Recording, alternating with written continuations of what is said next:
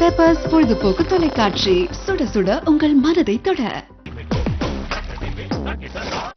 Hi viewers, வணக்கம் and welcome to பா.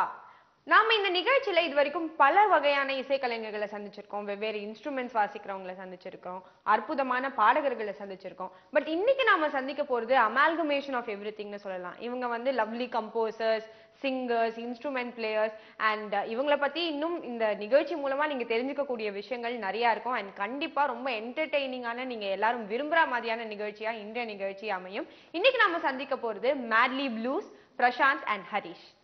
So hi Prashant and Harish, nice meeting you. And இன்னைக்கு show நிச்சயமா ரொம்ப இனிமையான இசை கம்ப்ளீட்டா இருக்க போறதுன்னு நான் எதிர்பார்க்கிறேன். அண்ட் ஸோ ஆரம்பமே எனக்கு அப்படி இருக்கணும்னு ஆசை. So some nice song that you wish to play for us. உன்னை நானும் கண்டுமை மறந்து போனால் காதல் உருவாகும். கண்கள் தீண்டி விண்ணை சென்று தொட்டு வந்தால் சுவாசம் சூடேறும். உணர்ச்சிகளூரும் செடிகளும் பேசும். அவளுடன் நானும் பயணம் செய்வது போல் தோற்றும் தோன்றும். இலையுதிர் காலம், மழை விடும் நேரம், துணை வர நீயும் வந்தால் நெஞ்சில் இன்னும் சாரம் சென்றில் சேர்ந்து ஆட்டம் போடும். உன்னை நானும் கண்டுமை மறந்து போனால் காதல் உருவாகும். கண்கள் தீண்டி விண்ணை சென்று தொட்டு வந்தால் சுவாசம் சூடேறும்.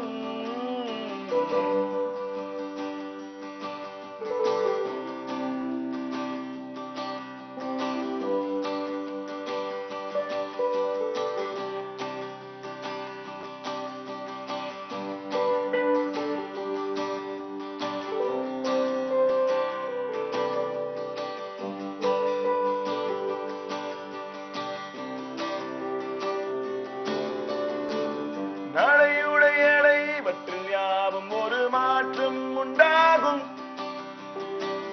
வரைமுறைகளை உடைத்து வீச ஒரு நோக்கம் என்னுள் தோன்றும்.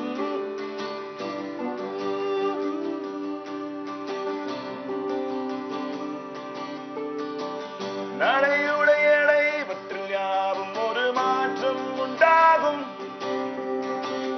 வரைமுறைகளை உடைத்து வீச ஒரு நோக்கம் என்னுள் தோன்றும். உள்ளம் இடம் மாறும், தேடல் உருவாகும். ஊடல் வந்து சேர்ந்தா தேடல் உடல் ரெண்டும் சேர்ந்து பாடல் ஒன்று பாடிக்கொண்டு காதல் ஒன்று உருவாகும். ரொம்ப ரொம்ப இனிமையா இருந்தது. Thank you so much. ஸோ உங்களுடைய முதல் பாடல் நீங்க எப்படி கம்போஸ் பண்ணீங்க, அந்த பாடலை நீங்க எங்களுக்காக இப்போ பாடி காமிச்சீங்க. லைக் உங்களுடைய இன்ட்ரெஸ்ட் டுவர்ட்ஸ் மியூசிக் அது எப்படி ஆரம்பிச்சது? You tell me first. So பேசிக்கலாக சின்ன வயசுலேருந்து எப்பயுமே மியூசிக் வீட்டில் கேட்குறது, ஃப்ரெண்ட்ஸ்லாம் சேர்ந்து கேட்குறது, ஸ்கூல் கல்ச்சர்ஸ் அந்த மாதிரி ஸ்டார்ட் பண்ணி என் ஃப்ரெண்ட்ஸ் 2 பேர் ஆக்சுவலி என் ஸ்கூல் பக்கத்தில் ராம், ஹரிஷ் 2 பேர் இருந்தாங்க. அவங்க வந்து ஃப்ளூட், கீபோர்ட்லாம் வாசிப்பாங்க. ஸோ அவங்கள பார்த்து வந்து ஏதாவது இன்ஸ்ட்ருமெண்ட் வாசிக்கணும் இன்ட்ரெஸ்ட் இருந்துச்சு. ஸோ அதுக்கப்புறம் I went for classes for about 6-7 months mister ரவின்னு ஒருத்தர். அதுக்கப்புறம் ஸ்கூல் பேண்டில் ஜாயின் பண்ணி லாட் ஆஃப் இளையராஜா சாங்ஸ்லாம் வாசித்தோம். அதுக்கப்புறம் lot of A R Rahman songs இந்த மாதிரி. ஸோ உங்கள் 2 பேரோட மியூசிக் கேட்க ஆரம்பிச்சுன்னா like we started doing music it's. So அதுக்கப்புறம் காலேஜ் போகும்போது I engineering in PSG tech Coimbatore.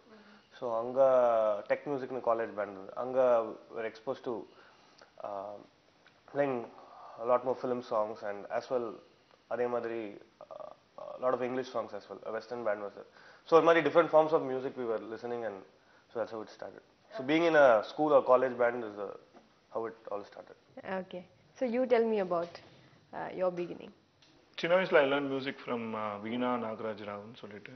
So I learned it in keyboardலே கர்நாடிகத்தனே. So that established a sense of Swarasthanam inside me. So during my higher secondary school days, Oxygen அப்படின்னு ஒரு pant நானும் என் ஃப்ரெண்டும் start பண்ணோம். இது வந்து முதல்ல ஃபியூஷனாக ஆரம்பிச்சு now it's a world music band. We have we have collaborated with many artists. So in the band was what exposed me to music production and studio and recording. So 12th standard holidays முடிஞ்சோம் நாங்க first album பண்ணோம். Very exciting it was. So அப்படியே through this band journey we participated in a reality show called Oolala judged by Rahman sir. So adla we met lots of musicians. அது வந்து that changed the music perspective and நிறைய dimensions எங்களுக்கு புரிய வந்தது music பத்தி. So அப்போதான் I met Prashant also. He was from some other band. Okay. So then that's how we came to know about each other, and then slowly we started working on some songs. Okay. Independent songs, film music illa. So அப்படியே வந்ததுதான். அப்படியே we started doing music for movies and also started something called Madly Blues. Okay. So அத பத்தி சொல்லுங்க உங்களுடைய Madly Blues and அதனுடைய பயணம். Madly Bluesங்கறது ரெண்டு பேரும் காலேஜ் முடிச்சிருந்தோம். அப்போ அந்த டைம்ல வந்து நான் வந்து மேட்லி சப்வே பக்கத்துல தங்கியிருந்தேன் டி நகர்ல.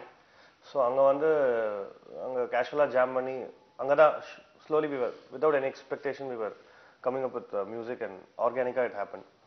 ஸோ நம்ம என்ன பண்ணாலும் மேட்லி ப்ளூஸ்ங்கிற பேர்ல பண்ணலாம்னு we came to an idea. So அப்படியே slowly we start composing music. So I would say. Okay nice. So நீங்க ஸ்டேஜ்ல எந்த பாடல் வாசிக்கிறதுக்கு உங்களுக்கு ரொம்ப ஒரு பயங்கர எந்தூசியாசம் வருமோ அந்த பாடல் எங்களுக்காக. இப்போ நாங்க பெர்ஃபார்ம் பண்ற பாட்டு பேரு கலிகாலம். இது எப்படின்னா இயற்கைக்கும் மனுஷனுக்கும் உள்ள ஒரு ரிலேஷன்ஷிப்ல எப்போதுமே காலங்காலமா வந்து மனுஷன் வந்து இயற்கையை வந்து தன்னோட கண்ட்ரோலுக்குள்ள கொண்டு வர ட்ரை பண்ணிட்டு இருக்கான். இயற்கை அதுக்கேற்ற மாதிரி அதோட ரிப்ளை காமிச்சு திருப்பி பேலன்ஸ் வந்து அதுவே நிலை நிறுத்திடும். ஸோ இந்த விஷயத்தை பத்தி ஒரு ரெக்கனிங்னு சொல்லலாம். எப்படின்னா முழிச்சு பாருங்கடா, எல்லாரும் முழிச்சுங்கடா, கலிகாலத்துல வந்து நம்ம என்ன பண்ணிட்டு இருக்கோம், என்ன நம்ம வந்து உலகத்துக்கு என்ன பண்ணிட்டு இருக்கோம், எப்படி வந்தவங்க நாம அப்படின்றத பத்தி ஒரு கலிகாலம் முத்தி போச்சு, மனசு மாறி போச்சு, நாய தருமம் குறைஞ்சு போச்சு, மயக்கம் தெரிஞ்சு முழிச்சு பாருங்கடா பாருங்கடா பாருங்கடா, காடெல்லாம் குறைஞ்சு போச்சு, பச்சை மரம் எல்லாம் பட்டு போச்சு, மண்ணில வாசம் விட்டு போச்சு, மயக்கம் தெரிஞ்சு முடிச்சு பாருங்கடா பாருங்கடா, மழை தண்ணி மழுங்கி போச்சு,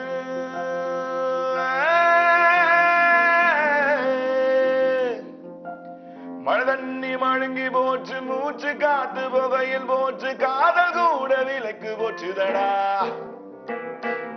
கலிகாலம் முத்தி போச்சு, மனசு மாறி போச்சு.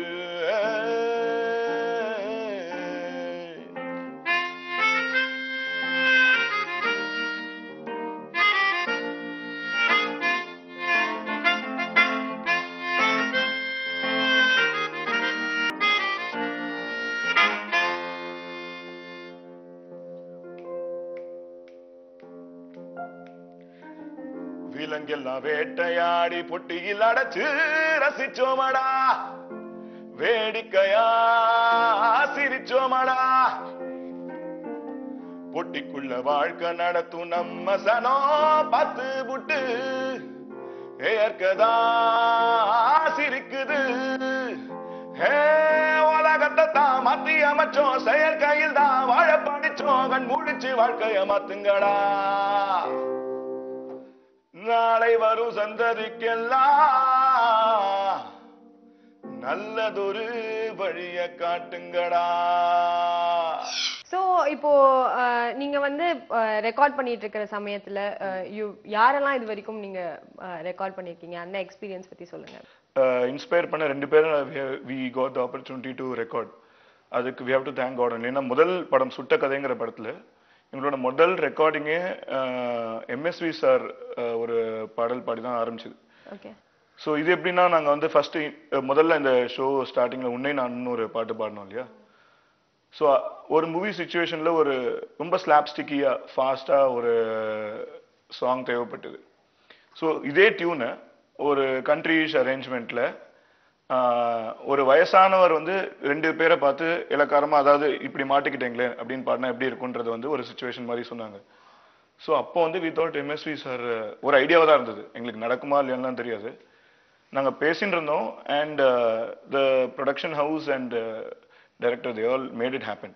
லவ்லி. ஸோ அவர் வந்து ஆரம்பிச்சு வச்சதுனால எங்களுக்கு அதான் எங்களோட முதல் ரெக்கார்டிங், முதல் பாட்டு. அதுவே எங்களுக்கு ஒரு பெரிய blessing. கண்டிப்பா கண்டிப்பா. சோ அவர் என்ன சொன்னாரு உங்களை மீட் பண்ண பொழுது and உங்களுடைய பாடல சரி, பாடுறது? அவரை பார்த்தோன்னே நாங்க தான் ஓல்டா ஃபீல் பண்ணோம். His enthusiasm and his spirit was like there's so much to learn by even seeing him. Right right.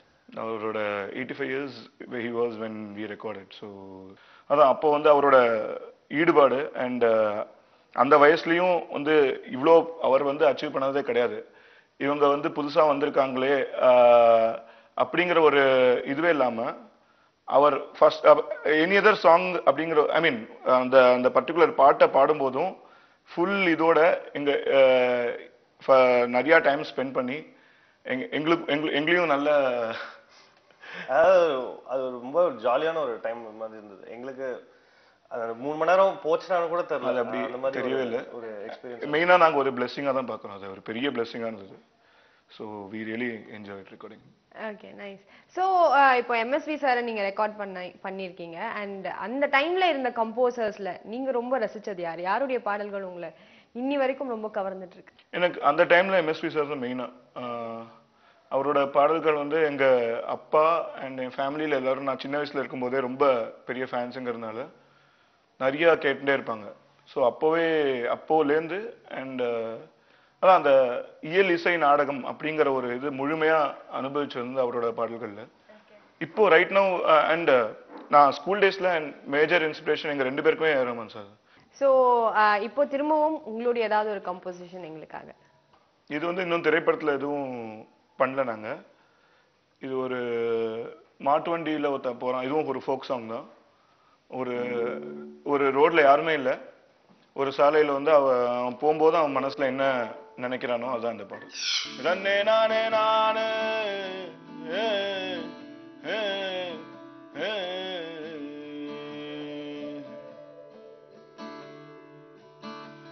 மாட்டு வண்டி பூட்டிக்கிட்டு வண்டி நெல்ல ஏத்திக்கிட்டு ரன்னே நானே நானே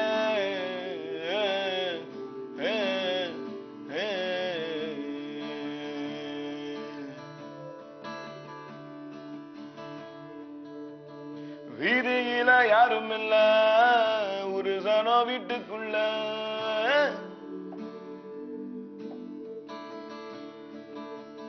வீதியில யாரும் இல்ல ஒரு சனோ வீட்டுக்குள்ள பெண்ண ஒன்ன மனசுல விதச்சேனே லாலங்கடியோ ஏலாலங்கடியோ ஏலாலங்கடியோ ஏலாலங்கடியோ ஏலாலங்கடியோ ஏலாலங்கடியோ ஏலாலங்கடி ஏலாலங்கடியோ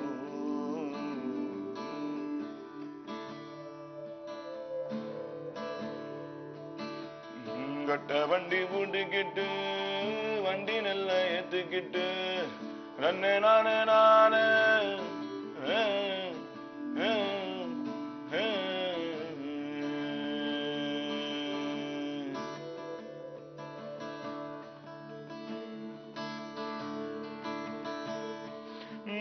விதியில நாதனியா போகையில துணை இருந்தா தாழ வரும்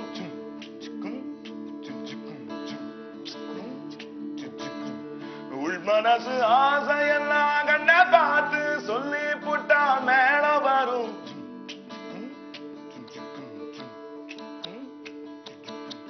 வாடுறனு வதங்குறனு ஏங்குற பாட்டு ஒண்ணு பாடுறனு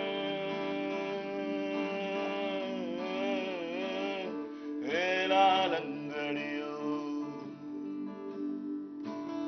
ஏலாலங்கடியோ ஏலாலங்கடியோ ஏலாலங்கடி ஏலாலங்கடியோ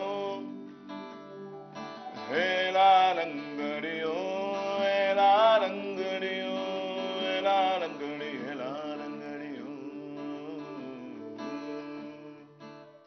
lovely, so beautiful. Thank you so much. ரொம்ப நெகிழ வைக்கிற மாதிரி இந்த பாடல் எனக்கு ரொம்பவே பிடிச்சது. ஸோ இப்போ நீங்க பாடின வரையிலும் ஃபோக் உங்களுக்கு ரொம்ப பிடிக்குமோ அப்படின்ற மாதிரி ஒரு இம்ப்ரெஷன் ஃபார்ம் ஆயிருக்கு. ஃபோக் எனக்கு ரொம்ப பிடிக்கும். என் வாய்ஸ்க்கு வந்து ஃபோக் சூட் ஆகுன்றனால மட்டும் என்ன பண்ணாலும் அவன் வாய்ஸ்ல ஃபோக்கா கேட்கணும். என்ன பண்ணோம், ரொமான்டிக் சாங் பண்ணோம், ஸ்டார்டிங்ல பாடினேன், அது கூட ஃபோக்கா தான் பிடிக்கும்.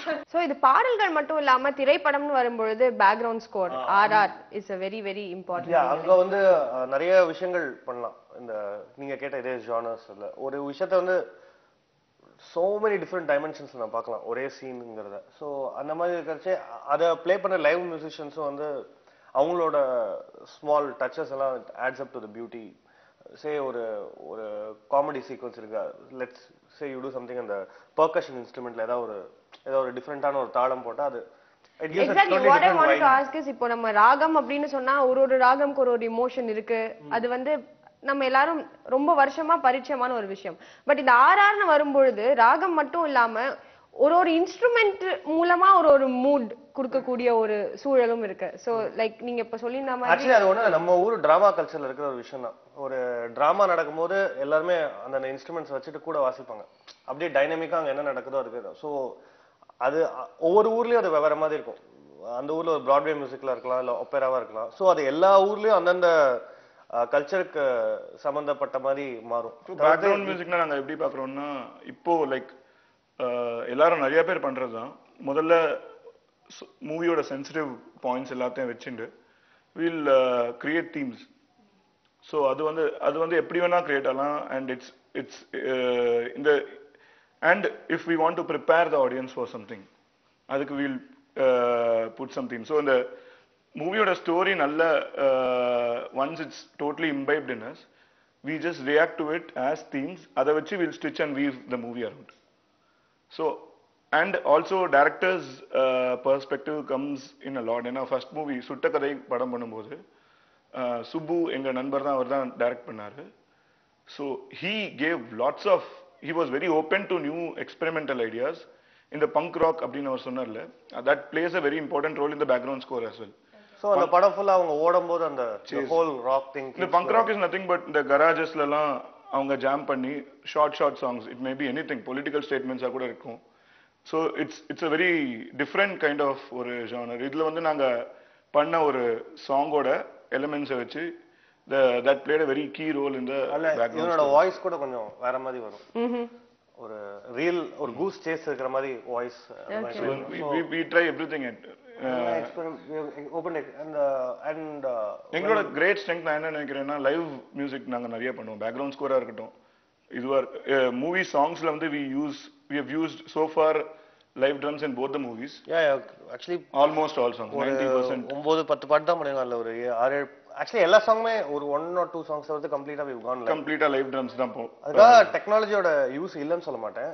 we are recording everything live and technology is just used as a tool to enhance the whole live process. கண்டிப்பா அப்பதான் அந்த ஒரிஜினாலிட்டி வந்து. So நீங்க பேக்ரவுண்ட் ஸ்கோர்ல you can listen to lot of live instruments. Okay. So அந்த விதத்துல தான் எங்களுக்கு MSV சார் வந்து ஒரு வெரி பிக் இன்ஸ்பிரேஷன். அந்த காலத்துல வந்து எல்லாரும் வந்து சேர்ந்து ஸ்டுடியோல அந்த ஒரு பேக்ரவுண்ட் ஸ்கோர் இருக்கணும், ஒரு song they all played together. So that's a huge inspiration for us when we do any film. Like ஒவ்வொரு மியூசிஷியன்ஸா உள்ள வரும்போது different characters are coming into it and organically நம்மளுக்கே தெரியாம the product gets beautiful. Definitely. Not just him, even today Raja sir also does the same thing. They say even Iman sir does it like that. All great legends, they all follow it. So even starters should imbibe to it. Lovely. It's a great thing that நீங்களும் அத பண்ணிட்டு இருக்கீங்க. So இப்போ recordings மட்டும் இல்லாம that aside live ஸ்டேஜ்லயும் நீங்க லைவா perform பண்ணீங்க. அப்படி இருக்கும்பொழுது ஆன் ஸ்டேஜ் கிரியேட்டிவிட்டிங்கிறது அது ஒரு ஆல் டுகெதர் வேற விஷயம் இல்லையா? ஸோ அந்த மாதிரியான அனுபவங்கள், பிகாஸ் நீங்க 2 பேரும் பல ஆண்டுகள் சேர்ந்து இருந்ததுனால அந்த வேவ் லென்த் கண்டிப்பா அந்த மேட்ச் இருக்கும். ஸோ அந்த மாதிரி அனுபவங்கள் இருக்கா? On stage also while preparing for a show. Okay. நம்ம வந்து எல்லா இன்ஸ்ட்ருமெண்டலிஸ்டும் சேர்ந்து உட்கார்ந்து நம்ம ஓன் சாங்ஸை நம்மளே லைவ்ல எப்படி பிரசன்ட் பண்ணுவோம்னு பார்க்கும்போது நியூ ஐடியாஸ் இருக்கும். நிறைய நியூ அரேஞ்ச்மென்ட்ஸ். சில பாடல்கள் வந்து நாங்க பதிவு செஞ்சிருக்கவே மாட்டோம், இனிமே தான் ஃபியூச்சர்ல எங்கேயாவது யூஸ் பண்ண வேண்டியதா இருக்கும். ஸோ அதெல்லாம் வந்து இந்த இசைக்கலைஞர்களோட சேர்ந்து வாசிக்கும் போது புது ஐடியாஸ் தோணும். So it opens up so many things for us. டெஃபினட்டா ரொம்ப நேரம் பேசுறதை விட கண்டிப்பா ஆடியன்ஸும் சரி நானும் சரி உங்களுடைய இன்னொரு பாடலுக்காக வெயிட் பண்ணிட்டு இருக்கோம். எங்களோட 2வது படத்துல ஒரு கன்க்ளூடிங் சாங் மாதிரி இப்போ நாங்க பெர்ஃபார்ம் பண்ண போற பாடல் வந்து கம்போஸ் பண்ணோம். இது எப்படின்னா ஒரு ஃபோக் சிங்கர் ராக் பேண்டோட பாடுற மாதிரி ஒரு பாடல். இதுல மூவில வந்த லிரிக்ஸ் வந்து இல்லாம ஒரிஜினலா நாங்க இன்னொரு இண்டிபெண்டன்ட் வெர்ஷன் இருக்கு. இல்ல என்னோட friend and first film director Subbu அவர் எழுதின லிரிக்ஸ். அந்த லிரிக்ஸ்ல வந்து இந்த பாடல காட்டு பூ பூக்க மூத்து சொரக்க வச்சதாரு யாரு மேட்ட தாண்டி கோட்டை தாண்டி வராதோ நாட்டு புறத்து புயல் வீட்ட கடக்க செஞ்சதாரு யாரு கூட்டுக்குள்ள பாட்டு சத்தம் கேட்டதோ கனவே கலையாத முழிப்பு இது வழியே தெரியாத பயணம் இது காட்டு பூ பூக்க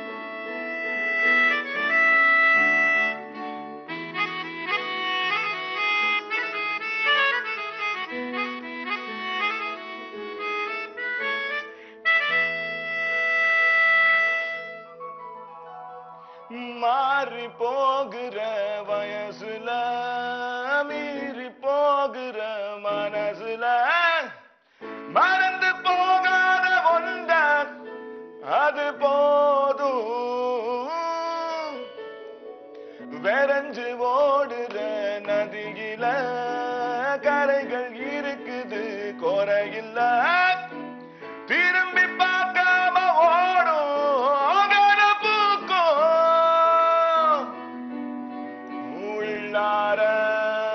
தன்னால மாறோ உன்னால பின்னால மார்க்கம் தோன்றுவ